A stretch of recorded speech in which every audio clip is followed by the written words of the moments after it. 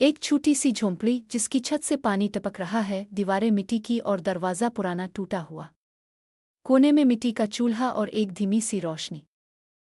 यही है सरला देवी का घर, एक बेवा माँ जिसके पास दौलत नहीं मगर हौसला बेपनाह है।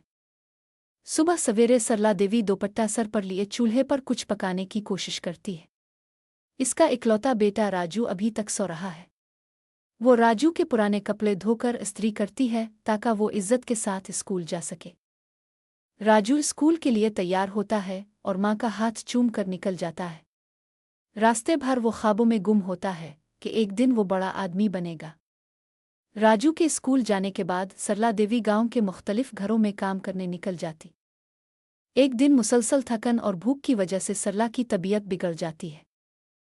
जब माँ बीमार पड़ जाती है तो राजू दिन रात इसका ख्याल रखता है।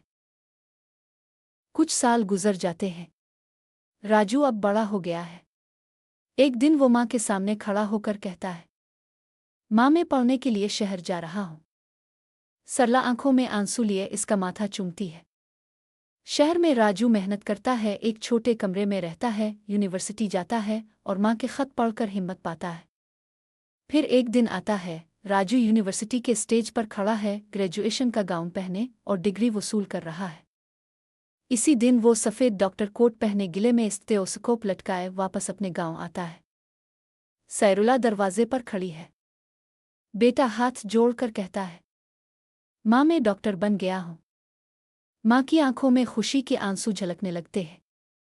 फिर एक दिन वो राजू से हंसते हुए कहती है, बेटा अब शादी कर लो।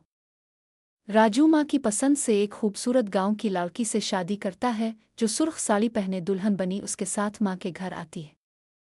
कुछ दिन बाद राजू अपने पुराने मिट्टी के घर को गिरा देता है ताकि माँ के लिए नया साफ सुथरा पक्का मकान बना सके।